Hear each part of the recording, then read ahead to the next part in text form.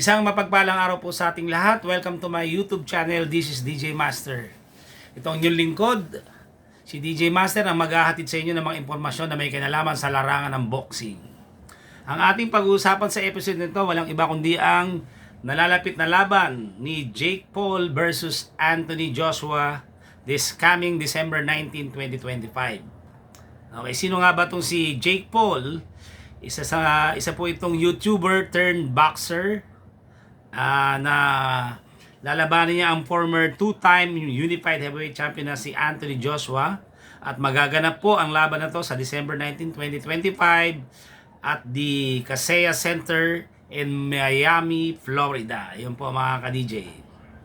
Ngayon, bakit ito ang naging laban? Supposed to be may laban po itong si Jake Paul kay Tank Davis. Ayon sa ating nakalap na impormasyon, sabi rito, official canceled ang Jake Paul versus Gervonta Tank Davis. Kanselado na ang dapat sanay November 14, 2025 showdown sa Miami sa pagitan nina Jake Paul at Gervonta Tank Davis na ipapalabas sana sa Netflix. So, canceled na po itong Jake Paul versus Davis. Kaya, ang tutuloy na po laban, ang magaganap po ay ang makakarap na po ni Jake Paul ay si Anthony Joshua. Okay, bigyan ko kayo ng tale of the tape sa dalawang boxer ito. Ayon sa ating informasyon dito, ang age po ni Jake Paul ay 28 years old, samantalang si Anthony Joshua 36. So hindi na rin bata, medyo nagkakaedad na. Ang height ni Jake Paul po ay 6'1", samantalang si Anthony Joshua ay 6'6", may katangkaran po. At ang timbang, no? Last fight na timbang ni Jake Paul ay 200 pounds, samantalang si Anthony Joshua ay 252. Napakalaki po ng diferensya in terms of weight, no, sa timbang. Sa reach naman po, 76 inches kay Jake Paul, samantalang kay Anthony Joshua ay 82. Yan, ang pro fights ni Jake Paul ay meron lang siyang 13 pro fights, samantalang si Anthony Joshua meron siyang 43 fights. Ang kanilang professional record po, si Jake Paul merong 12 wins, 1 draw. Isang talo, meron siyang 7 knockout. Samantalang si Anthony Joshua, 28 wins, may 4 na talo, 25 knockouts. Ayan po. So ito po yung kanilang tale of the tapes po. Ayan. Ang boxing record po ni Jake Paul po ay 12 wins, merong 1 talo, 7 KO. Samantalang si Anthony Joshua, 28 wins, 4 na talo na po, 25 KOs po na itala. Ang huling na naging laban po ni Anthony Joshua ay kung saan ay siya po ay na knockout ni Daniel Dubois po. Yan po, yan, no? Nakita nyo, humiga po dito, nasa lubong po ng right hook ba kung di tayo nagkakamali. Yan, medyo matindi yung pagkatalo ni Anthony Joshua. Devastated po siya rito, talagang hindi lang ini-expect ng mga boxing fans na gano'n ang mangyayari. Samantalang ang huling laban naman po na itala ni Jake Paul ay laban kay Tommy Fury, na kung saan ay nakuha ni Tommy Fury ang panalo by split decision po. Ayan po mga ka-DJ. Ngayon, ipapakita ko po sa inyo. Ito, panoorin natin yung naging interview sa dalawa. Ito po mga... Do you think if you don't knock him out, that's considered a loss for you? Win or lose, if you don't knock him out, do you think that's a loss for you? Are you asking for me or are you asking for you? Well, both. But in your opinion, if you go 8 rounds and win a decision against a guy who's only had 13 pro fights... No. It's not that. That's what I'm saying. That's for you. Are you asking for me or are you asking from your perspective? Yours. I mean, from your perspective. From mine? Yeah, yes. is it a win for you if you just beat him, No. or do you need to knock him out? I need to knock him out. I like that. If you do pull this off, and respect to Judge, obviously he's a legend, is this the biggest upset in boxing history?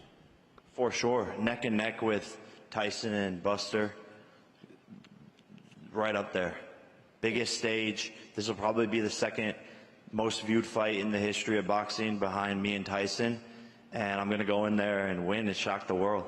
And Anthony, if you win, what does that say? Massive, big news. Big news. That's why I wanted to take this fight, is because I knew the opportunity that it presented in the build-up and the aftermath of a victory as well. So it's a great opportunity for me to announce myself as a dominant figure once again, as I did with Francis Ngannou.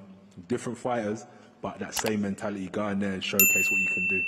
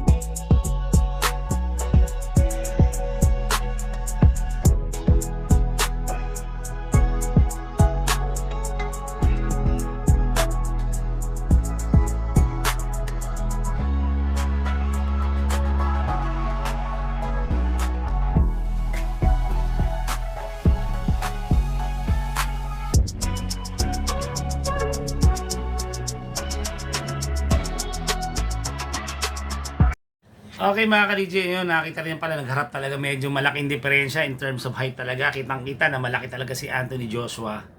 At ayon doon sa interview no, na pinanood natin ay sabi ni Anthony Joshua, I'm gonna knock him out.